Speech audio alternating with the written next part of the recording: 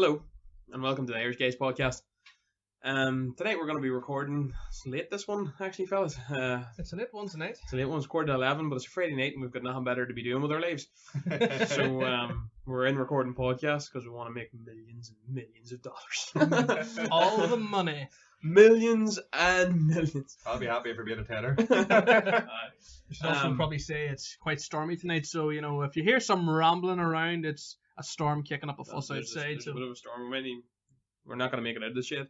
We're going to be talking football tonight, back to sort of Premier League European football.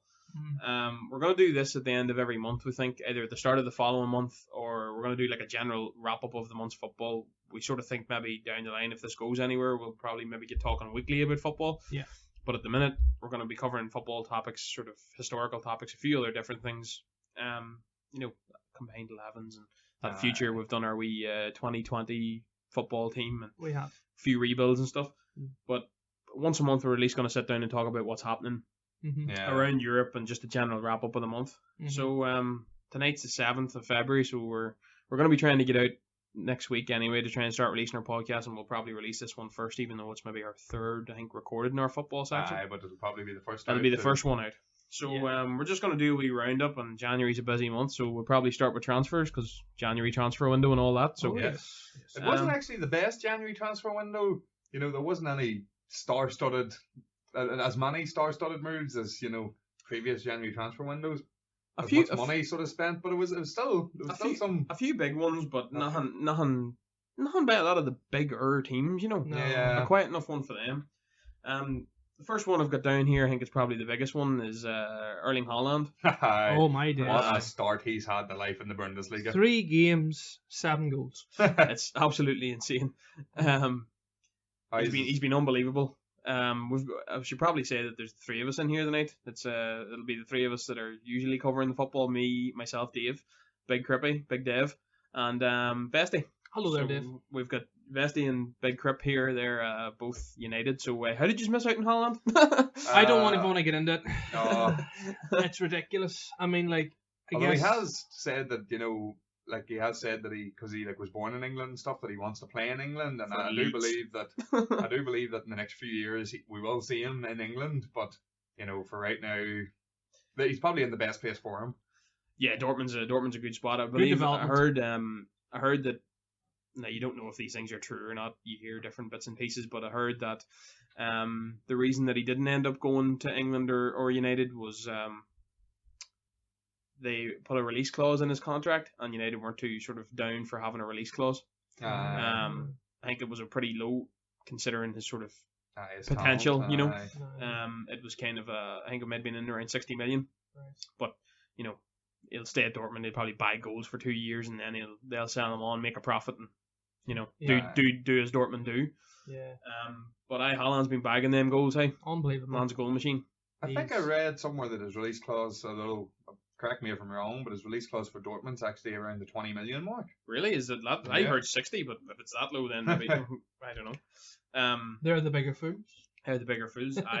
I seen him obviously with Liverpool, so he got a wee goal against us in the home leg, the sort of crazy 4-3 game. But he looks a real talent. He could end up winning the European Golden Shoe, like the Golden Boot. It's very possible, because as far as I know, if you're not in one of the sort of top 5 leagues, I think the way it works in a point system. So I think you only get is it 1 point if you're scoring in an outside one of the top leagues, and then it's 1.5 if you're in the top league, or maybe it's 1.5 and then 2. It's something like that.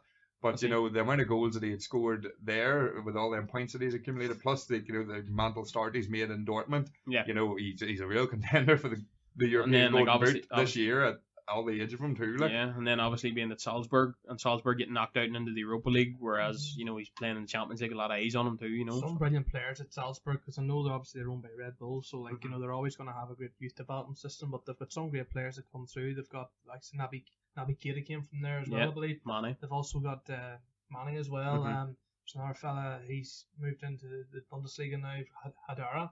He was. Oh yeah, I can't remember his first name now, but there's another player, Wolf, as well, and obviously Minamino.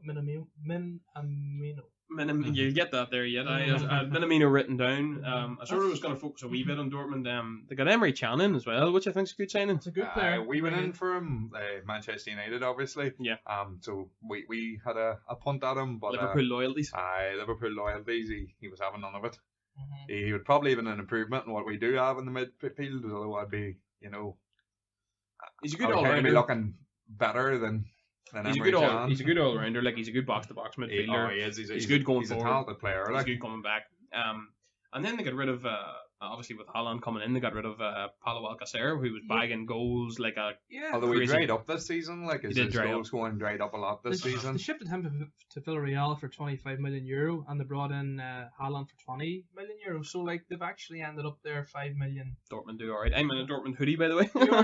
You bought that when we were in Berlin. I did. I actually, talking of Hertha Berlin, we had our squad rebuilds the other night, and if you went further on, you'll maybe hear the squad rebuilds one, but I took AC Milan, and speaking of Hertha Berlin, Piontek went to Hertha. He did. So I said that I would keep him in my rebuild, which now sounds very dated. Yep. But so when you hear that, I think we put the date on that, I think, as well, when we recorded it. I think we mentioned the date, but Piontek went to Hertha as well. So in our rebuild, I complained about not signing Bruno Fernandes, and then we went and signed Bruno Fernandes. So, we probably should have waited until after January. Our pre-records are doing us here. But what else we got? Minamino did come from RB. He did. I like the looks of him. Wee bit of a slow start, but I mean, dropping him into the team that's performing the way we are, it's going to be hard to make a dent or make a mark. He's had wee bits and pieces, but nothing much yet. I think I'm still undecided about Minamino because, obviously there's some talent there, but it's not like he's a young, he's, what is he, 24, 24, yeah. He's, I suppose, Liverpool have went with a sort of product of signing. A lot of their signings have been. I'm not going to complain against your analytics team because they've done great jobs in the past. They've got nuclear physicists working on it, but we can't really criticize them too much. They're a lot smarter than us. But 7 million. That's nothing these days. Getting anybody for 7. It's a tiny pickup. Even if he does just end up in a squad player, a lot of Liverpool signings have been of the age of 24. We got Firmino with that roughly around that age. Same with Salah. Same with Van Dijk. Well, Van Dijk was actually a wee bit older, but we had actually been looking to get him earlier than we got him. Sadio Mane was the same. Naby Keita, Oxlade-Chamberlain. A lot of players have been in that sort of 22 to 24 bracket that we've seen, and he's one of them again. I think that I think his best position is maybe a false 9. So I think if he learns anything off Roberto Firmino, I think that's where he'll end up being. Replacement. That sort of drop, because he sort of plays as a 10. Firmino's basically a 10, give or take 9.5 if you want to go that way. You know what I mean? He plays sort of dropping off into the hole, plays with his back to goal, and Minamino can do that too. He actually give Fabinho a really hard time in that game against Salzburg.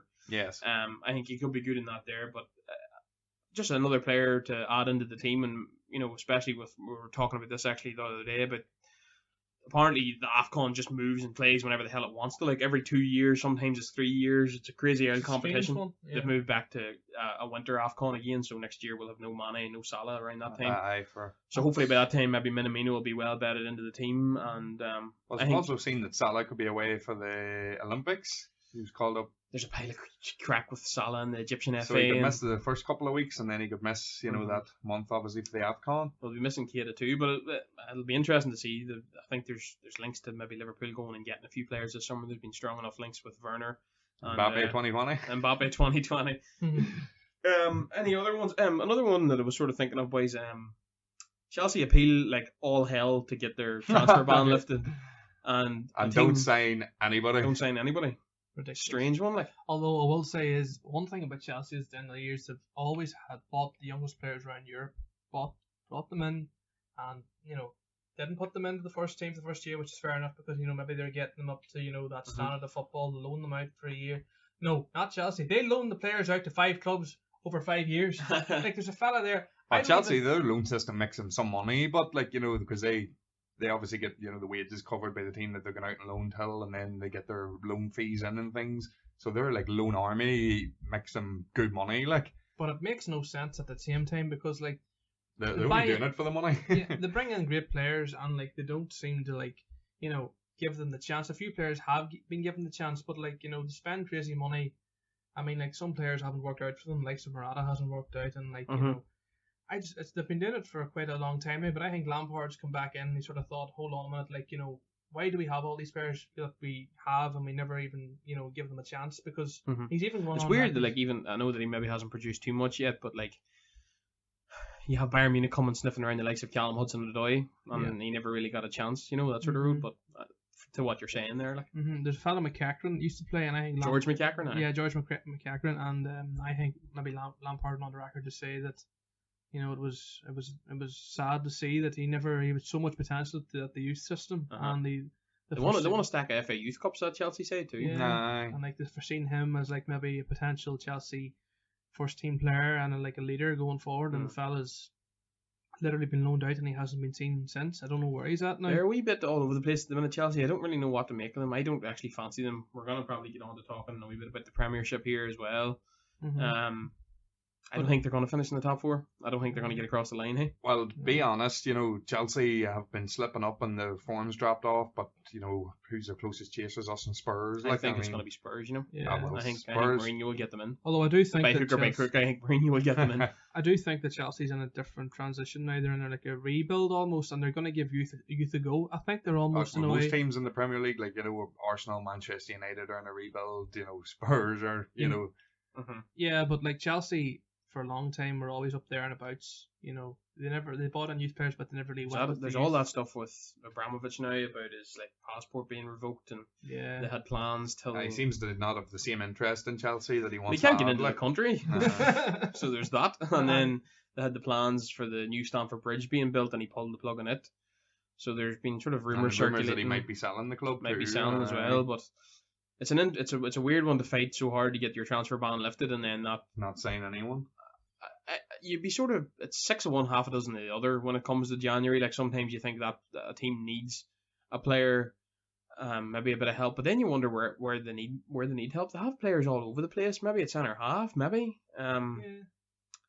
They've got Christensen there. I'm not a big fan of Christensen. Yeah. I think he maybe do better in the continent. The Premier League's quite physical, and I think Rudiger can stand up to the physicality of the Premier League. Chelsea definitely needed signings, but a lot of clubs don't like signing in January, and it's possible. Although, as you said, going on so hard to get that transfer ban overturned, they were going to be able to sign players in the summer anyway. Yeah. And for them to get it, go so hard to get it overturned till not sign anyone. When you actually go through their players. Don't die, Christopher. We're gonna have to edit. A strange one from Chelsea. Definitely. But when you go through their team, they have a lot of players. Tommy Abraham's doing quite well. Christian Pulisic, they have the likes of Hudson-Odoi, then the Reece James coming through. And Willian and Pedro with a bit of experience. Yeah, Kante, Jorginho, Kovacic. Jorginho was looking like a great player now. Yeah, he's strangely enough, he's a better player after Soy. Could maybe for the master of Soy ball. Could maybe do a left back, maybe something like that. Yeah. Left back's a position they need. Maybe Emerson's fine, and Alonso is fine in a 3, but not in a 2. Yeah. He's a systematic player, isn't he? What other we've got? Eriksen's a weird one too. If we're discussing transfers, oh yeah. Did anyone else think that all the rumors around him going to no offense to Inter Milan, but a bigger club, and now he's well, I just think the rumors were Madrid were meant to be interested and. Barca or something as well. But the sort of time had come and passed too, and I suppose if you're not playing well for maybe the guts of a year or more now, do you think teams are maybe moving on? Has really dropped off this season. Do you think his heart wasn't in it, which probably it wasn't? But then when Mourinho came in and took over, did he think to himself, right? Well, we've got a coach in here now who may win us a cup in the next couple of years, but maybe not the league. And he maybe looked at Mourinho's previous track record. Maybe falling out with the players. His contract run down. He was sort of. Seemed like his mind's been made up for a while. I think Mourinho said himself that he was sort of thinking, I need to see where Eriksen's head's at before I make any decision on what to do. Because he sat down with Alderweireld, Vertonghen and Eriksen, and Alderweireld signed a new contract. Yeah, I mean I guess Eriksen was still pretty much on the fence. If you like, maybe he wasn't. I don't know, but I think maybe he just sort of probably thought, you know what, he likes what's going on. Because if you do look at Inter Milan, it's quite exciting to see what's going on. Because Conte is a fantastic manager. I know they've signed he's just took a pile of Premier League rejects and decided to win the Scudetto with them. Yeah. Well, he got the Victor Moses played the best football of his entire career under Conte at Chelsea, playing as a wing back. So I mean, it's someone that he's played with, used before and trusted. And then Ashley Young, I suppose, bringing him in, as a rotational option for the full-back positions isn't too bad. He can cover left-back, he can cover right-back. I mean, he's a decent crosser of the ball, he's a decent leader, he was captaining us. But you look at that Inter Milan team, that Inter Milan team's actually far, far better than you think they are, because they've got a great manager, they've got Handanovic in goal, they've got Skinner back, they've got Diego Godin, and they've also got Stefan de Vrij. That's a good three. Oh, that's powerful, And then on the front line they've got Lukaku, who's just scoring for fun at the minute, and they've got Eriksen and they've also got Martinez. Yeah, he's playing some stuff. And they've got Acciardi who's obviously gone to PSG, and it kind of looks like they've lost a main talisman there. Not really, because Lukaku's doing well, and Martinez is actually kind of Martinez has now been linked with Barcelona. Barcelona are chasing strikers. Aye. They're desperate, but well, you brought up Lukaku there, so I'm going to jump straight into Lukaku's replacement at Manchester United. It took 6 months to. That's who we got next. We're down at Gallo/Fernandes, so I'll just let you two have a therapy session. Nothing wrong with Bruno Fernandes. He's supposed to be a fantastic player. I'm happy to see us get a creative midfielder in. Someone who can finish, can create, can do a lot. From what I've seen of him, so far, which is very limited, that game against Wolves, he was picking up decent pockets of space. He was playing well. Maybe not unbelievable, but it's going to take him a while to get up to the pace of the league. Okay. But Gallo, I mean, he clearly wanted to sign for the club. He supported United and all the rest. Apparently, he took a pay cut. He took a pay cut to come and things. But is that really all it takes? I support United. Are they going to come and stick me up front? No, Dev. No, they're not. No, they are not. I mean, is he good enough? No. He had a good sort of 1 year at Watford, but even that final year before he left, he couldn't score. I was listening to the Sunday supplement there during the week. I listen to podcasts religiously. I was listening to the Sunday podcast. I didn't actually get to watching it on the Sunday, but I can't remember who the journalist was, and I can't remember who the referee was, but the referee used to ref in England. I can picture his face. He's got dark hair, kind of a pointy nose. And he refs out in China now, and the Chinese Super League's in their pre-season, so Gallo's he's not match fit, obviously. And he said that they played in the Chinese Cup final or something last year, and Gallo was on the bench. So I don't know what you want to make of that, but the question this is what he was saying. Even though you are Man United, who are you going to get in January? Well, I mean, obviously Haaland. But if we're looking someone just to come in who can give us something different up top and maybe play for a season or two, do we get someone better in, or until Greenwood sort of develops a bit more? Mario Mandzukic is away out till the Middle East. That's where he's at. What stopped us or Spurs going in and throwing a bit of money and getting Mario Mandzukic in to the end of the year or to the end of the next season? I mean, he's a much better player than Odion Gallo at 33 or whatever. But do you know what that all boils down to? Is United leaving everything to the last minute and picking up what's left. We've also linked with Slimani, or what do you call him? Slimani. Yeah. I mean, that player, he couldn't do it at Newcastle. He couldn't do it at Leicester. I mean, he looked like he wasn't up to the pace of the Premier League. But of course, we're linked with him because he's had a few good months. And where's he playing now? I have no idea. See, that's the difference between United and Liverpool. I know Liverpool's he's in France at Monaco. Sorry, yeah. I know Liverpool's in a far different position than United, but they wrapped up that Minamino deal. I'll have trouble with this all night. So that Dave, say Minamino 10 times. They signed that fella before January, well in advance. Now I know they're in a different position than United, and they haven't. It took you an entire summer and then an entire month of January to get Fernandes across. It's because we don't have a football director, anyone with any sort of football clue.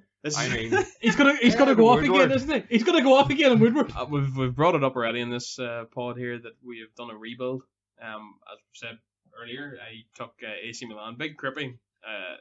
Had a word or two to say about Manchester United. It was basically we tried to get these podcasts in around an hour and 15, and Crippy spoke for the guts of 35 minutes doing his rebuild for Manchester United.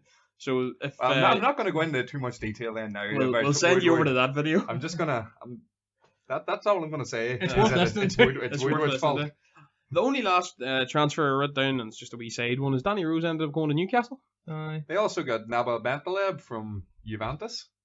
All on loan. Yeah, but I think there's options to buy. Is there options to buy? Maybe not for Bentaleb, but I think there's for Rose. Danny Rose would be a good player for Newcastle. I think Rose would be a good player. It'd be interesting to see how Bentaleb gets on too. I mean, yeah, they needed players out at Newcastle too. To be fair, in fairness to Newcastle or Steve Castle United, they've also grinded out some good results the last while. So they've made a few loan tenants. So Steve Bruce, he's not been really.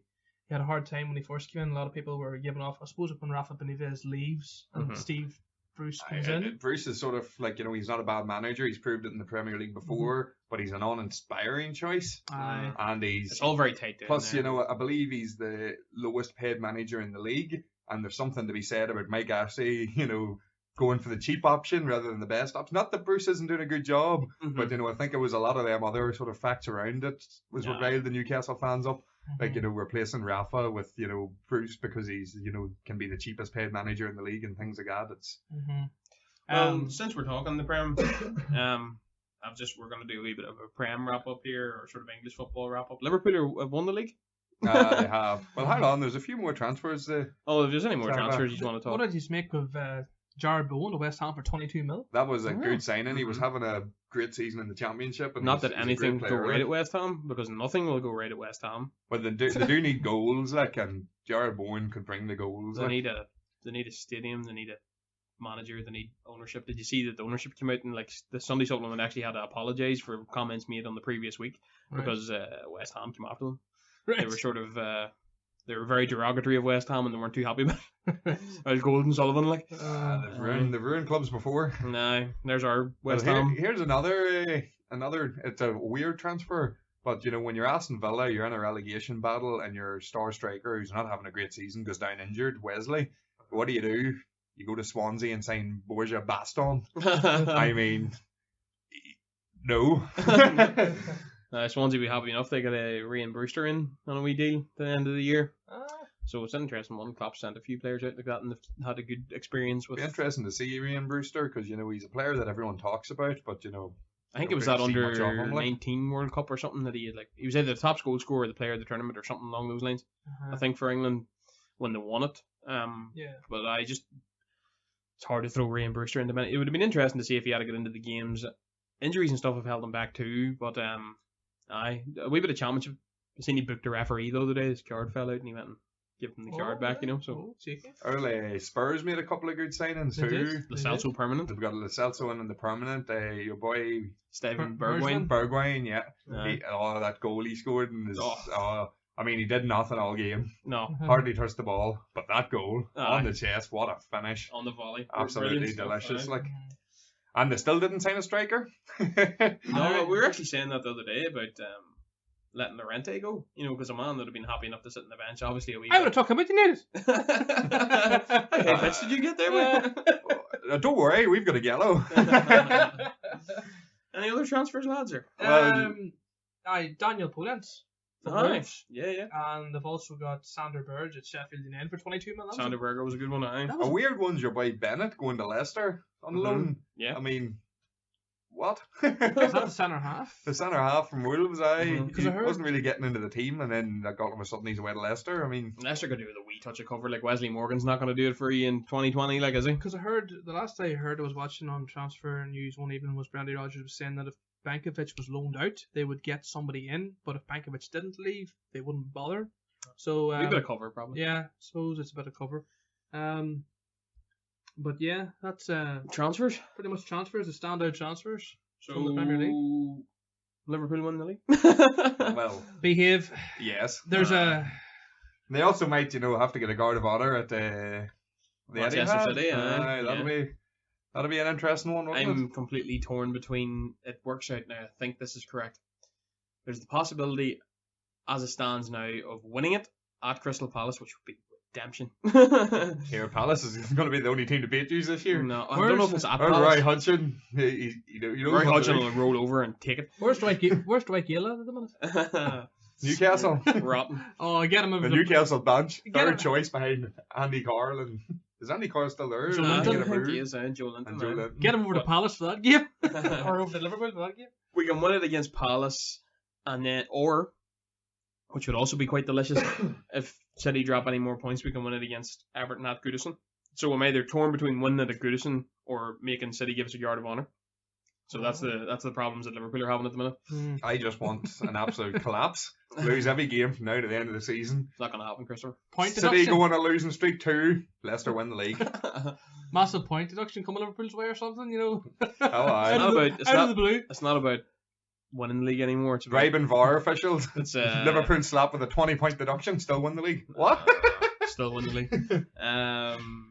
There's been a wee bit of controversy around that about the league being weaker, and I think that it said something like Man City are 4 or 5 points worse off than they were last year, but last year they had 98 points. Speaking about Liverpool, does anyone have an opinion on Klopp not showing up to the game against Shrewsbury in the FA Cup, or having none of his players? This is the most irritating pile of crap I have ever heard.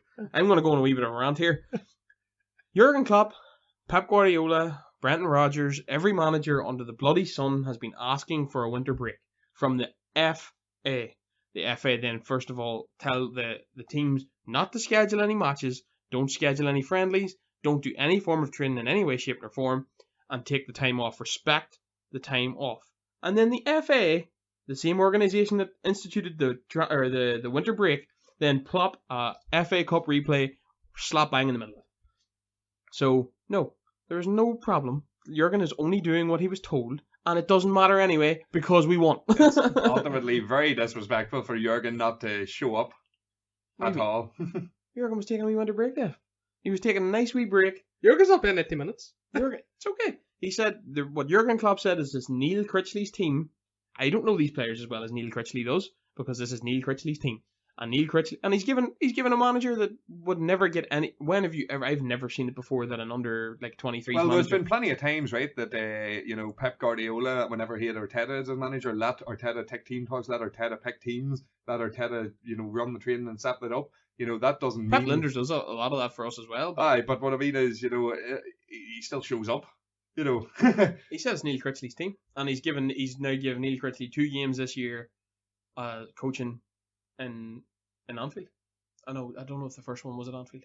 I could be wrong on that, but he's given Neil Critchley management experience, so I'm happy with Jurgen and his decision, and it's irrelevant anyway because we beat them. Well, it is irrelevant anyway, but in saying that, I'm still moderately against it. I guess that's my opinion. I guess one way it's a difficult one. One, it's disrespectful, but two, plus it's showing no respect to the FA Cup either. Yeah, the rest. No, not having it. The FA Cup's devalued to absolutely nothing anyway. The FA did not broadcast the game on any stream on any channel in the UK or outside of the UK. So tell me who's disrespecting the FA Cup. Not Liverpool. Liverpool put a team out. The stadium was full, and they won the game. The FA did not show the Liverpool game on any TV platform, on any service, not even like BN Sports or any of them crazy ones that you find. None of them, or on BBC, or on anything. So they disrespected their own cup, and I'm not having it. It's not really up to the FAA for it to be televised. It's up to the TV companies to come after the game. I don't care. it's my problem with the FA Cup is that it's the same with the League Cup as well. The replays, there's no call for the replays. I mean, like. So is Liverpool not are you going to draw Chelsea next? Is that? With Chelsea, yeah. How much do you want to bet that it's there's no under 23s in Neil Critchley for that game? I'll tell you that. Christy sick that day. It could be a travel on. How much do you want to hear that if they do win the FA Cup, it'll be we're on for the double, we're on for the treble, Well, technically we've won 2 trophies this season, so we've already got a double. We're counting and a treble considering it's Premier League's in the bag. Not that they count, like. What do you mean? The Prem counts, like. And the World Club Cup and Super Cup don't. They're counting it all. They're counting it all now, big Dave. We have the badge. The badge is right there. You get to wear it in the FA Cup. The FA did a solid there. What about the top 4 race, lads? We sort of already covered it. I think Spurs are going to nick it. I would like to think that we could pull our finger out and get in there, but no. Like anytime Chelsea slip up, we slip up. Our results haven't been good enough. Jose's going to grind out the games points when he needs them, isn't he? Like he's going to. Jose Mourinho knows how to win points. It's not attractive football. It's not pretty, but from Fergie left, he had the most successful period of any manager for us. Like yeah. So it probably will be. Spurs, I would imagine, unless United really grind out a few results, and Spurs have stepped up in a few games, but that's because they're still adapting to Mourinho's system, and obviously it's taken a wee bit of a while to get used to the new way he plays. Obviously, playing from the way Poch was. Where they were very high press and things till now, defensive is all hell. Mm-hmm. Yeah. So I hope they don't, but probably will. I think Spurs, although Chelsea, Leicester, I don't know, at the minute Chelsea have that, Leicester and City are safe, but at the minute Chelsea still have, what is it, a 6 points? I think it could be down to 5, is it? Maybe check there. Keep talking, I'll check their league table. It's maybe 5 in Sheffield United, but are any of us really, predicting Sheffield United? I tell you what, they Sheffield have been... Imagine. I'd take Chris Wilder. Do you know what point I heard? I think it was Danny Mills that made the point. And they signed your boy from they're 4 points ahead of Spurs. Red Toss. Did they? Your young Greek centre half, Red Toss. They signed him in from Bayer Leverkusen. So they did Sheffield United. Do you know one thing? Chelsea have a 4-point lead over Spurs, 5 over Sheffield. So it's one. Maybe Spurs and Chelsea play shortly. I'm not entirely sure. I know that Chelsea have I think Chelsea have a difficult run coming up. Keep talking. I'll check there. One thing I will say about fixture list. Chris Wilder is that if you Chelsea have United next and then Spurs. Well, that's a big game. They're 2 big games. Massive big games. So Chelsea could drop out of the top 4 in the next 2 games. Yeah, then the first game against Bayern. Is it the 17th of February or something until we play Chelsea? It's a winter break. The team should be respecting. Right. But the 17th. So yeah, use next and then Spurs. So that's 2 massive games for Chelsea there. I'd love to beat them. Oh, I'd love nothing more than to beat them. Do you think Lampard should be doing better with the squad that he has? I think he's doing about as good as his squad. It's a different transition. It's kind of the same as us with Solskjaer, as in, with all the injuries and stuff we've had this year and the squad that we are able to put out in the field, he's doing as well with that squad as you can do with that. He's getting the most out of it, but maybe not the most, but he's getting out of that squad what its talent level is, and I think Lampard's probably the same. It's a lot of young players, not a lot of experience. Mm-hmm. It's a different transition for Chelsea, and obviously the Lampard coming back, he's done fairly well, and he's trying to do something different, and it's going to take a bit of time to get that going. So they're about where they should be. Yeah, definitely. Just a point I was going to make earlier there is that we were joking about Chris Wilder. He would take him at United. See whenever you watch a press conference with Chris Wilder, that man holds the room. That photo of him in the crowd about 10 years ago or something? That man is seriously intense. Like, when he's kind of like, the reporters are almost kind of feared to ask him some things, because like he'll shut them down and he'll make them look like idiots basically. And it's kind of like, if you compare that to Ole, it's like sometimes when Ole's because like Danny Mills made this point, like whenever he sees Ole in the press conference, it's like he says, Ole, he's not really, times he looks kind of lost, and Plus, he's always trying to be positive, Solskjaer, and especially when certain results is when there's very little positives to take from it. You kind of want him to go into the press conference and rip a few people a new one, like, I should you just like, obviously he was playing under Ferguson for that many years, and with some of the dreadful performances that there has been this season, what would Alex Ferguson have done? Like, he wouldn't have went in and started talking about the positives of the game. It would have been he's just... I just don't think Solskjaer's the man, to be honest. I don't know. I would like to give him another year just to see, but... this is the one thing. And I'm not entirely sure whether you'll agree or disagree. And I know that it's probably hard when it's results really haven't went for them. But somebody comes into a club, and like when Jurgen joined Liverpool, like we played Spurs pretty swiftly after Jurgen joined, when Brandy got sacked. And we played Spurs away at White Hart Lane, the old White Hart Lane. And you could immediately see what he was telling them to do. Now, it was raw, and I think they only kept it up for about 50 minutes, 60 minutes. It was the high press, the gegenpressing. We've kind of gone away from it a wee bit. We kind of go back to it in big games still, when there's teams that'll play us.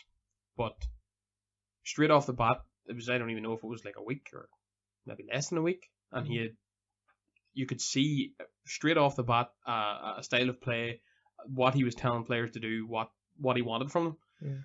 And Ollie's been in now over a year, And I couldn't tell you his philosophy in football. It's obviously counter-attack, and you can see that, like, because he does get results against big teams, but he has not developed. Liverpool had this problem too. Liverpool had the problem of having a hard time breaking teams down that sat in, and he has yet to develop. Problem with it could be a problem too with lack of talent. You know, a little bit. Like probably if we had, too. like the likes of Paul Pogba all season, you know, it would be, you know, a player of that quality would help when breaking the you know, deep lying blocks down. But, yeah. You know, Fred's not going to unpick a defence like. No, I know that there, but you still don't even see like patterns of play, like, you know, moving it from one side to the other, creating like 3-man triangles at the edge of the box, which a lot of teams do now. You know, there's no like, you know, cutting in the half space. You know, where you see like how many times do you see City have that move where it's like, you know, the left back has it out wide, and then there's the cut and run through the half space in between the centre half and like the right back, say. And then it's the pullback. You see that it's repetitive. It's repetitive from a Liverpool perspective. Mm-hmm. You see the switch of play all the time. They drag you one side, commit you down, and then there's a switch all the time. And Liverpool utilize space all the time. See even like something as simple, and it isn't even an attacking thing. Well, it is in one way, but like, see if Alexander-Arnold's under pressure, on the right back spot, and there's somebody coming to close him down. Mm-hmm. Alexander-Arnold just pops it off into the channel all the time, and Salah knows that ball's coming. Yeah, I don't see any repetitive motions or repetitive sets of play from United ever. No. I just don't see it. One thing, it just sort of came to me there. And he's been there a year, and like, I mean, as the one I was going to use, I said about, I ended up saying about Jurgen Klopp, but I've seen Arteta do it already. Mm. You see the centre half split from the goalkeeper, and like they had a 26 pass goal there the other day, and he's been in the job with no time to train, and you know. For United, there's still a lot of missing pieces in the puzzle, but a thought came to me earlier this evening actually, and one player who I would actually like to take, easier said than done, even though it is United now, but I would definitely try and make a move for Ruben Neves, a deep lying playmaker, and he's also a Portuguese player, and like if him and Fernandes obviously are both Portuguese, I think you need a deep line playmaker, obviously, and maybe someone, I know, let Fernandes loose a wee bit. Like, obviously, I've accepted the fact that Pogba's probably going to go. Mm-hmm. If you get a deep line playmaker in, that can unlock a lot of things for you. And if you get someone in beside him that can do a lot of the dirty work. If that was your midfield, and it was Fernandes, Fred, Ndidi, and or Neves. Yeah. Even say like Neves could sit, like, really sit deep. Fred could do the dirty work in between them. They could like Neves is sitting in the centre midfield beside Jan Moutinho. Like, Neves is doing a lot of defensive work, and I know that he's more cover, but Fred will be better defensively than Jan Moutinho will. And then if you had Fernandes, who obviously has shown already that he can play a little bit deeper, that would be a decent midfield. Like, oh, it definitely would. That there, and even like if you fired maybe 50 million or whatever, maybe even at Ndidi. I know Ndidi's probably got a high value to minute. It'll be Premier League. 50 million, Jesus, you would. You wouldn't get Ndidi's right boot for 50 million. No, but like what I mean is, it's an example of any player that's going to move in the Premier League. Especially with Leicester's valuations, you know, you're talking 90 to 100 billion for Ndidi. Okay, you're going to pay silly money, but that's what I mean. You're going to have to pay silly money for a player like that. But like, if you had like an Ndidi beside Ruben Neves, and then like let Fernandes loose a wee bit up ahead of the field, like that could be a different sort of, that could be your start and actually getting a midfield that can actually. Well, you get a few pounds for Pogba, and yeah, you might develop a wee bit. Do you think Arsenal are gonna have any chance of sort of turning the season around and having a respectable finish? No. Do you think Arteta is the man for the job? It's hard to know. I think. Well, I think it's a weird one that, you know, if you look at Everton getting Carlo Ancelotti in, and then the amount of other sort of teams, like the so-called bigger teams that are, you know, that are taking real gambles with it, like, you know, us bringing in Ollie, you know, Frank at Chelsea, and Arteta at Arsenal, and, you know, someone like Carlo Ancelotti can go to Everton. I mean, that's even Mourinho at Spurs, like. But that's to an extent. But that's not really as much of a gamble as he is. Not as much of a gamble. But, you know, like, these are managers that have, you know, the other way. I mean, like, with Ancelotti at Everton thing. Yeah. I think definitely, but there's a lot of poor players in that squad, in my opinion. I think their squad's better than our squad.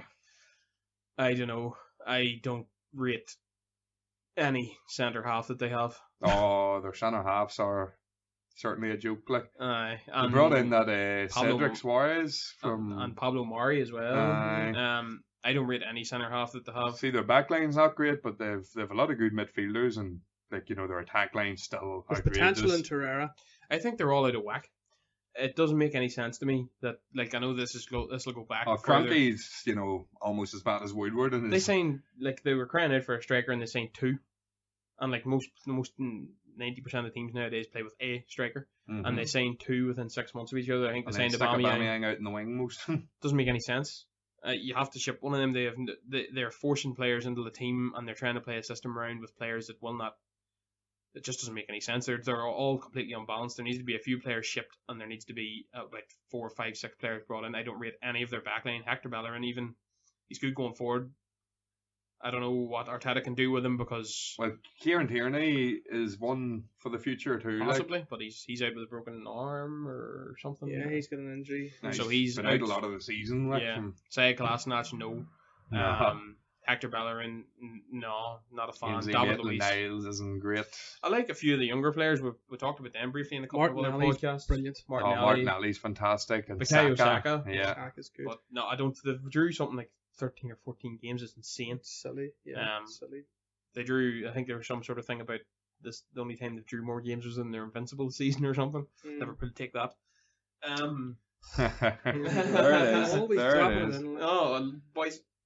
I'm glad that we started the podcast the year that Liverpool, second year that Liverpool have decided to dominate world football. I would just like to say on that note that, obviously we're all we're not too far off 30 now, like, between the most of us here, and, me and Dave have witnessed United win the Premier League on multiple occasions. Yeah. Dave's a virgin in the respect of saying Liverpool winning anything.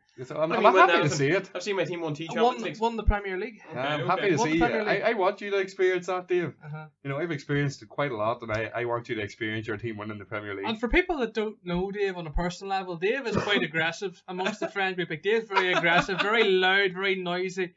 I honestly, though, think that if they win the league, he won't know how to react. I think he'll probably cry. I think he'll just actually cry. So they've already won the league. It's not, boys. It's not about. You won't know how to handle it, Dave. It's not about winning the league anymore. It's about destroying records. It's about destroying everything, because there's about 4 things that need to be. There's 4 things that need to go. What do you have today, Dave? There's about 4. Just as a wee quick aside, we'll shift on to a different bit now. Oh. We'll finish talking about the Premier League, but Arsenal have their invincibles now. I've sort of been debating in my head. Now I'm getting greedy. You see. Now I just don't want the league. I want more than the league. So there's your treble winning side, which is obviously went down as, like, it's always in the conversation of the greatest team in the Premier League history. Because football didn't start before 1982. So it's one. Obviously Arsenal's Invincibles is one. There's that Chelsea team, like the first Mourinho side, which is quite good, and there's the City Centurions carry on. So we have a back-to-back City team there. Like. Yeah. So we have the opportunity to be Centurions ourselves and probably bust that record.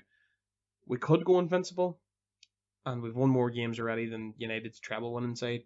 So it's going to be difficult, but there's opportunities all across there. Like, I think Liverpool are the best team in the world at the minute. I don't really think there's any argument for it. Probably are. But there's opportunity. Like, Liverpool could be quite dominant this year. PSG have finally figured it out slightly. But they always throw away. Well, what do you call it? I wrote down that we'll talk a wee bit briefly about the upcoming Champions League. Before we leave the Premier League, do you want to kind of have a wee flutter in the relegation battle? Oh yeah. What do you think about? Well, Norwich are down, but Southampton's turnaround has been mighty. I love as of Watford's. Love them. Like, after that 9-0 defeat to Leicester, I just thought he's on. They're dead and buried. And then, what about West Ham with Moisey at the helm? Do you think they're in trouble? I mean, the amount of money that they've spent, they shouldn't be in trouble, but they're in trouble. I was listening to the Tifo football podcast. Give us a job. There's a couple of good guys in it. They do sort of what's going on. It's called like a what's going on thing, and it's like what's going on at West Ham. And I don't know why, that's just so funny. Okay. As a Liverpool fan, I quite like West Ham. I do have a wee soft spot of appreciation for West Ham. I quite like them. You haven't been good from Ricardo Vazte. I liked a bit of West Ham. He might have only been there on loan. That was a joke, That was big Sam there. Big Sam will be hooking there, did No, Big Sam's the man. Carlos Tevez and Mastriano. Jake, whenever they sack David Moyes, they'll bring Big Sam in to keep them up. Oh, here. Wonderful. No better man. No better man. But I like West Ham, but I hate that stadium. There's a pile of people that have like handed in their season tickets. They're not going to watch them anymore. It's like a real weird experience apparently going to that ground. There's nothing football-y about it. It's an awful, awful experience. They hate the board. They hate the board, as we've already sort of Probably mentioned. Almost as much as we hate our board. Well, at least you have a modicum of success. You're just complaining because you aren't what you were, West Ham. Jeez, I don't even know. I really like West Ham too, and here's one. It would be horrible for them to go down, I think. Bournemouth are dead and buried this season. Do you think this is the year? This is the year. I mean, they've had a good run. They've had a good goal, but I could see them going down. And if they lose Eddie Howe next season, if someone snaps him up, I could see double relegations. Aye, they've got a lot of injuries. They could have a hard time getting it out of there this year, couldn't they? Yeah, if they don't get out of the relegation zone, they could be in a lot of trouble. Like their key players will be rated. That's the way it works. But I mean, like a lot of teams when they go down to the championship can hold on to the big players. Make person come back. I mean, like if they go down, Howe's going to be gone. All their best players are going to be taken. They're a very small club. Like they can't afford. Like a lot of clubs can maybe afford to hold on to them players when they go down. One won't be able to. No. I really like Nathan Ake and stuff too, and there's a lot of solid wee players in that Bournemouth squad, and a lot of them will get snapped up, and as you say, they could be in big trouble now. I think if they go down, they could go down again. Mm-hmm. They could drop. They had a great rise from League Two. They could drop back down to it. They could surely. They had a horrible run there for a long time. The straight amount of losses, and then they managed to grind out a 3-1 victory at home to Brighton, and then they got a 2-1 victory away there to Aston Villa last week. So like they're still flirting around there.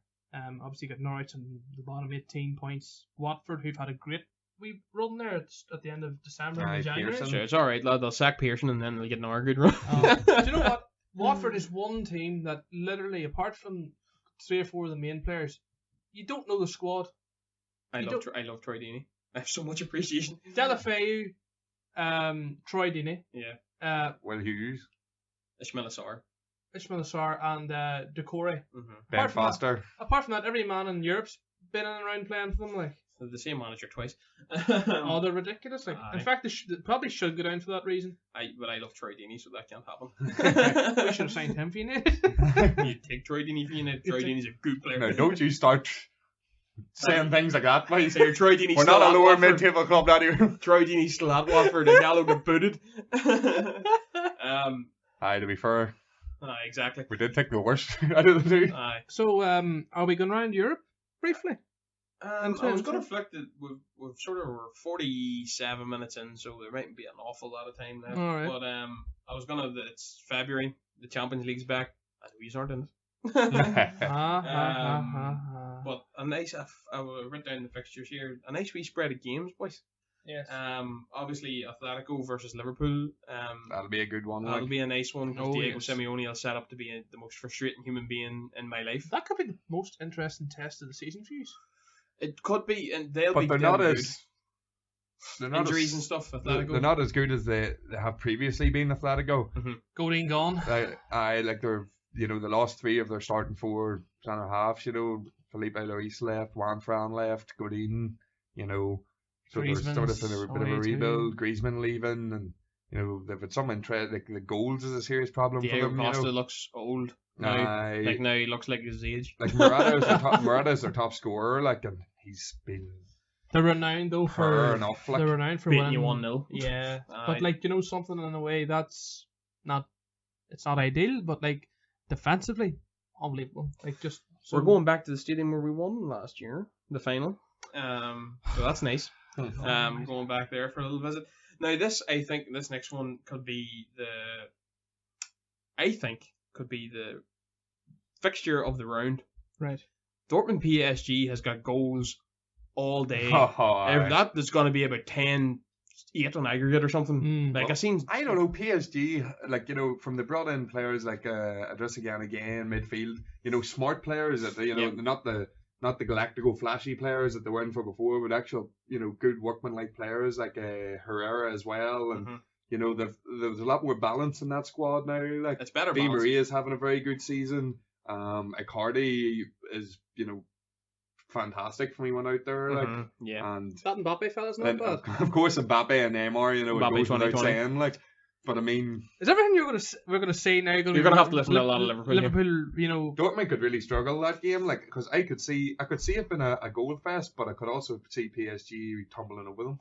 I mean, I reckon PSG will go through, but I mean, I think that Haaland, I've seen Jordan or Jadon Sancho, but it could, you know, Sancho's got something like. But Haaland and Sancho, actually, what are two of the best young players. And Marco Reus. Julian Brandt, Thorgan Hazard. Axel Witsel. They're a real good side, but I mean, I could see PSG steamrolling them. I don't know why. No, that's what I'm saying. I think it's going to be goals all over the place. I think, I think PSG can be got at. I think this could be PSG's like, you know, they have a better squad now than I think they've ever had. More balanced. Like a more balanced squad, like as I was saying. And I mean, like, you know, they're never going to have a better year than this year to have a real go at actually getting past the what are they only the quarterfinal? You know, if they don't hit a semi-final or a final this year, will they ever? That's it for you. I think that could be. I think that's a goal fest written all over it. I think that's seen in like 28 appearances for Dortmund this year. Sancho's got like 15 goals and 17 assists or something. Yeah. Then you throw Haaland into the mix there. You have Marco Reus as well. We named all them players. But your Neymar's sister's birthday's coming up. It's that time of year again, isn't it? It's that time of year again. I'm going from the Are you going? No, I'm not invited. Are you thinking invited? No. Alright, no, fair enough. I'm from the tie of the round, which I think could be a thing, to the tie of I want the winner in the next round for everybody. It's the Atalanta Valencia game. Atalanta are a good team. Yes. Not an excellent team. Atalanta are a good team. And Valencia are a good team. Yes. Yes. They would be the two handiest draws. One of them's going to go out this round, and one of them's going to go out next round. And that's. I'm just going to leave it at that. I think we're around. Alright, Dave. We've seen a Porto Monaco final there. Well, you know, let's not pretend that it's not impossible for one of these teams to do something till reach the final. Like, you know, it's happened before. Spurs Leipzig. Spurs Leipzig could be a tasty wee tie too. That Leipzig team's good. Like, you know, it's just, you know, I like to see them fail because, you know, Red Bull.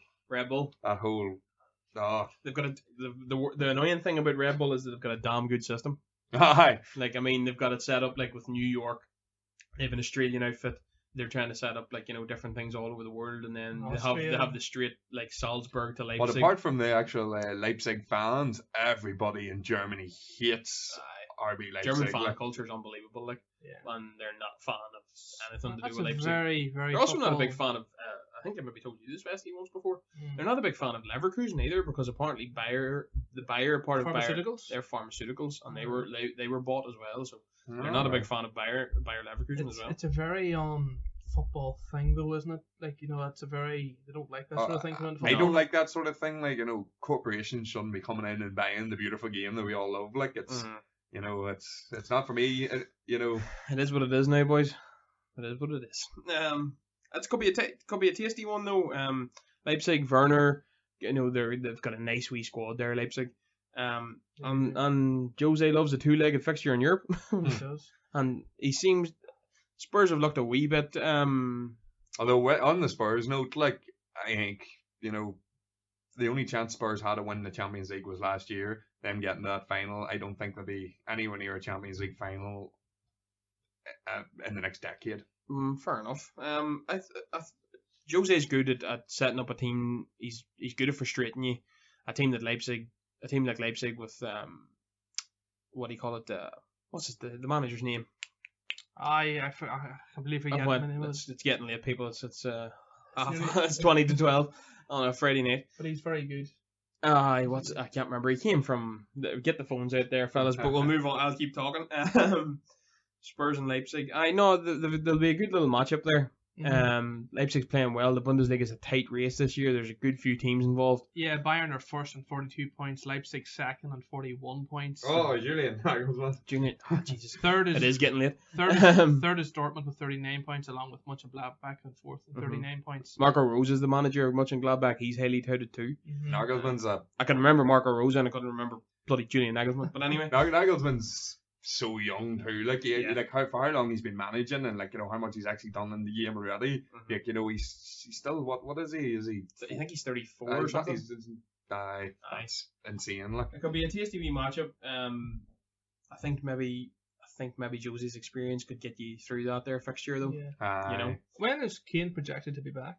Kane's in trouble. Like, there's even talk he might miss the Euros. There's also talk Rashford might miss the Euros, but then that'll give Jadon Sancho his time to shine too. Like, you could even play like Raheem Sterling through the middle, or Tammy Abraham, or whoever you fancy. I'd probably be Tammy, or bring Jimmy Vardy back. Get Jamie out of retirement.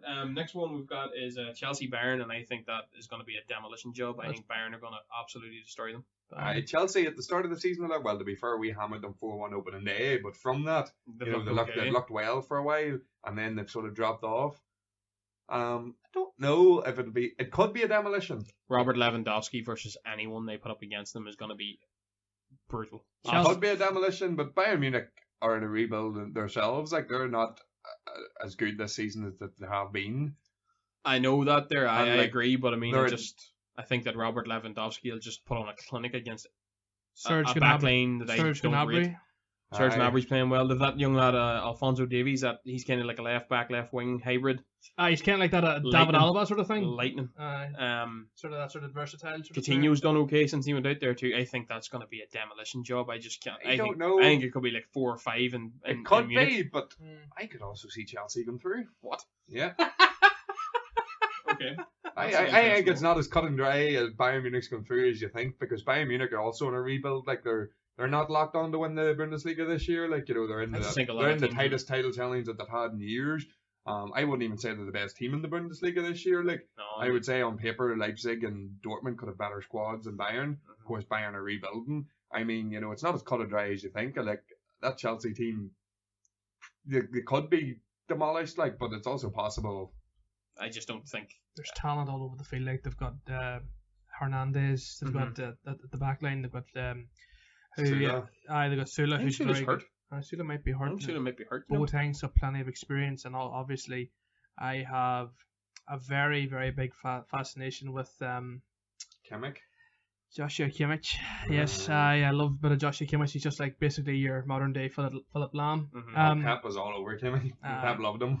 And like, I mean, and you're right in what you're saying. They are in a bit of rebuild, but if you look in that midfield, they've got Bayern Munich of 3 years ago would have demolished this here Chelsea team, no questions asked. But the current Bayern Munich team, it's not as cut and dry as you're making out. Like, I think there's going to be. I think they're going to put about 4 or 5 past Chelsea. We'll see. So we're going to refer back to this. We can refer back to this. That's right. Leon Goretzka, Thiago Alcantara and all. Brilliant, good team. I know that I think that just the Bundesliga's caught up to them. They are in a wee bit of a rebuild, and there's good teams. Mönchengladbach's a good outfit. They still need a couple of wingers in, like, they're still sniffing around Sané. Yeah. I mean, I think they'll probably just go and buy the league again, as Bayern do. But I think it could be. I think they could put about 4 or 5 past their season. But I don't think they'll win the Champions League. I definitely don't. But I think that they could put 4 or 5 past Bayern in Munich, or by Chelsea in Munich.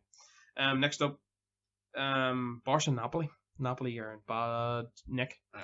To be fair, Barcelona it's not the greatest Barcelona team I've ever seen. They should go. Napoli have been falling apart. They should go through ahead of Napoli. That should be the easiest tie to predict of the whole thing. Like. Napoli's falling apart. Seen Barca and Real Madrid both got knocked out of the Copa del Rey last night. It's the first time that neither one of them's played in the semis, and there was some sort of year mark or something, like 10 years or something.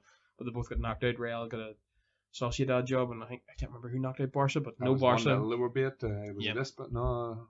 Can't remember, lad. But yeah, that should be handy enough. Napoli are all over the place at the minute, and Barca still have Lionel Messi, but they seem a wee bit all over the place, a wee bit themselves too. They've got that Setien guy in, and he was like their B team coach or something, and it'll maybe be back a wee bit more to the old Barcelona. I noticed last night he was lining up Messi through the middle with Ansu Fati on the wing, and I can't remember who the other one was. It had been Semedo.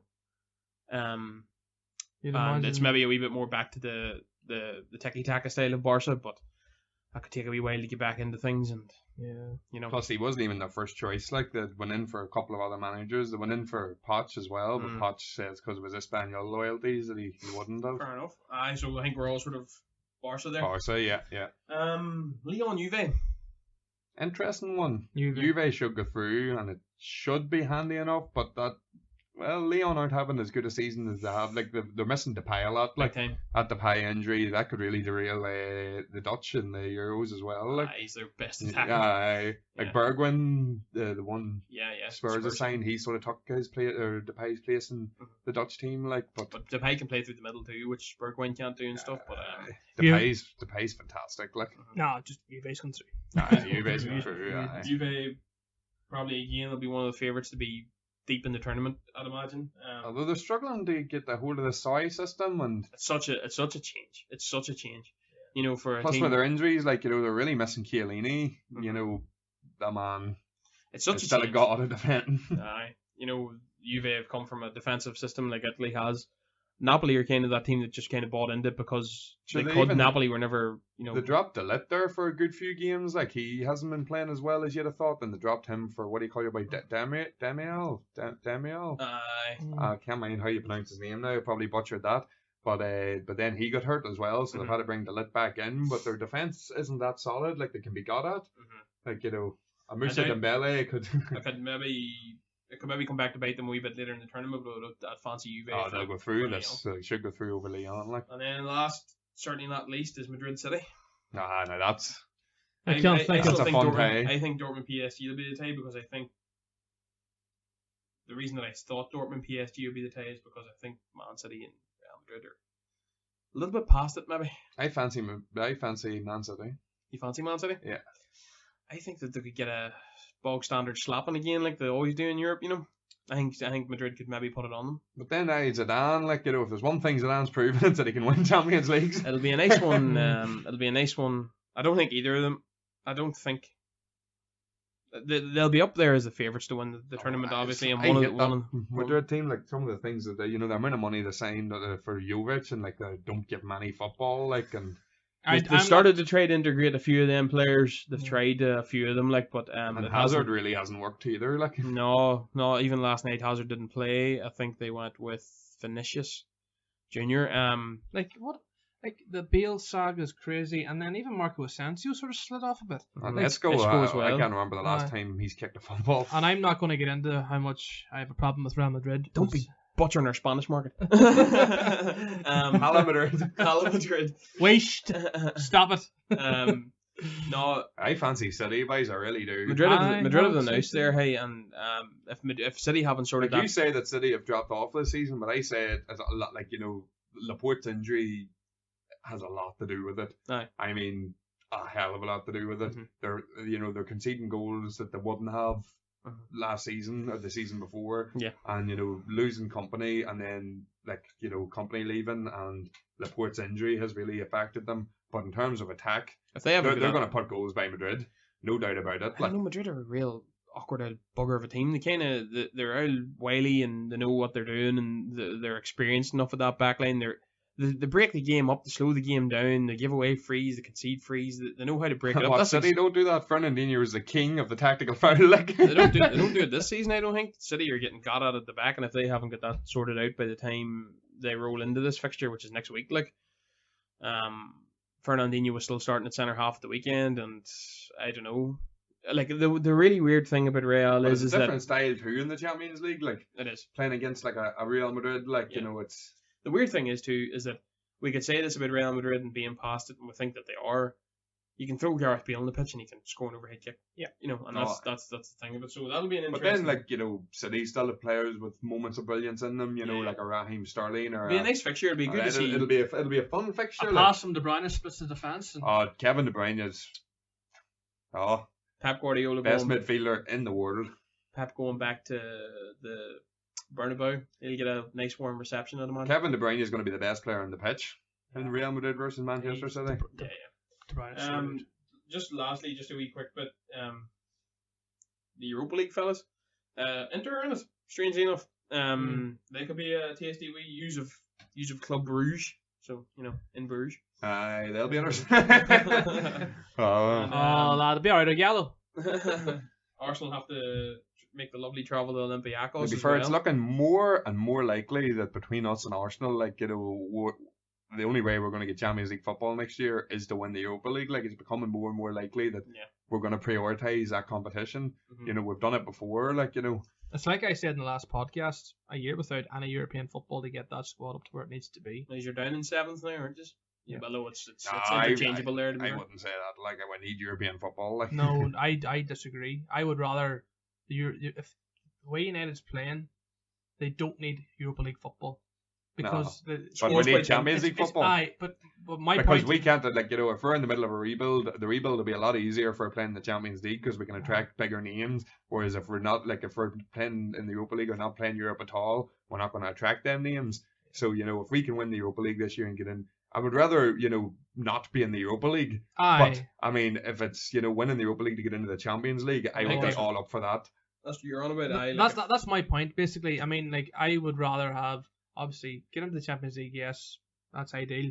Because if you get into the Champions League, you attract the player that we need. But if they had a horrible run-in for the remainder of the season, and for whatever reason we finished outside the top 7, and there was no Europa League, like, I wouldn't actually be too annoyed about it.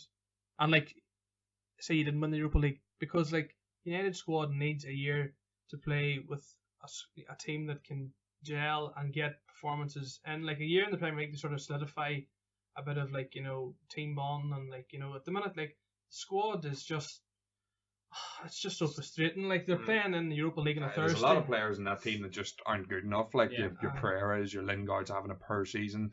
Matic is over the hill. Matt is not great.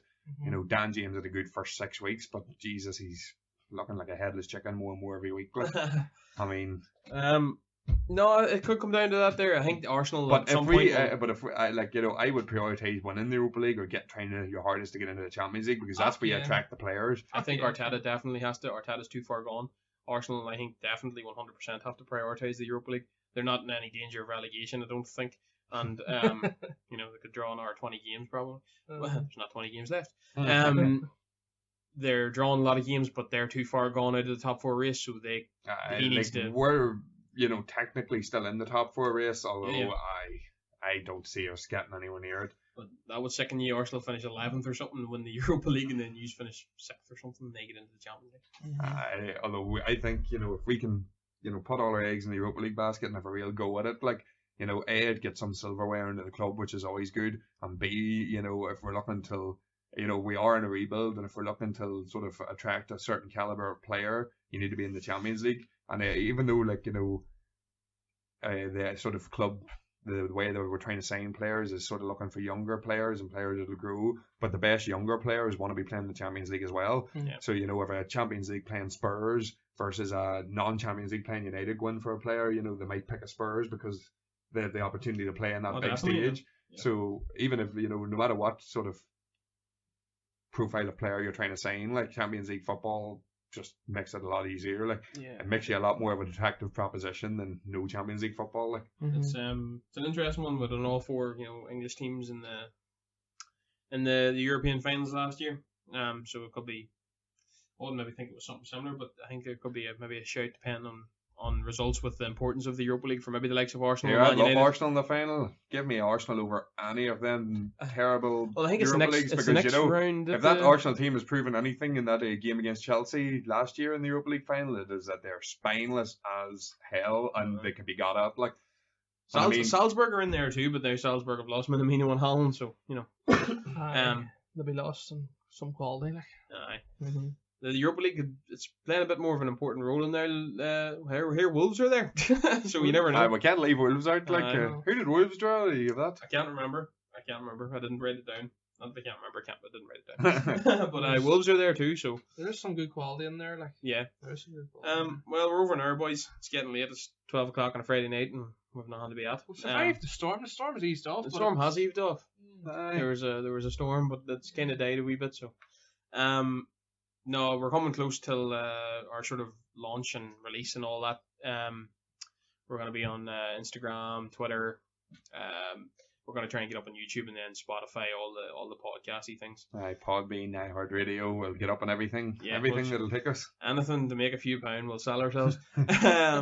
So give us we're gonna be doing this here one especially. We're gonna do it at the end of the month, every month until such times as this maybe takes off or we can do it more regularly. But we're gonna do this once a month anyway. We're gonna do a wee wrap up, just sort of generally like what we did there. Maybe a wee bit of European football. We'll definitely have a lot of videos coming up to the Euros and different things, you know. Well, maybe by the time we check back in next month, Liverpool will have won the league. You never know. Stop it. But give us a like and comment and things like that there. Aye, subscribe. Give us some feedback as well on what you think and how we should chat about. And I have give us your input on what way you think the Champions League ties are going to go. Yeah. Do you agree with Dave that Bayern Munich are going to roll over Chelsea? Because I definitely don't. I think another good reason to stick around with this podcast as well is to see, like, you know, if Dale ever has a mental breakdown with what United puts him through for the rest of the season, and maybe just Dave's reaction in general. Like, you know, if he does really want to be here about May time and Liverpool are in the Champions League final and if the league wrapped up and you want to see the panic or hear the panic in these two men's voices. Oh no, we're planning to do our summer break then because the Euros is on. Yes. So we'll not be around. So there'll be no all the Euros talk. There will be a topic on what the best Premier League team of all time is if Liverpool pull this off. But that's it for the night. We're gonna get out of here. It's 12 at night and Vidic is better than Van Dijk. What? You behave yourself. But thanks very much for listening and say goodbye, lads. Goodbye, lads. Every single time. Good luck. Thanks very much. Cheers.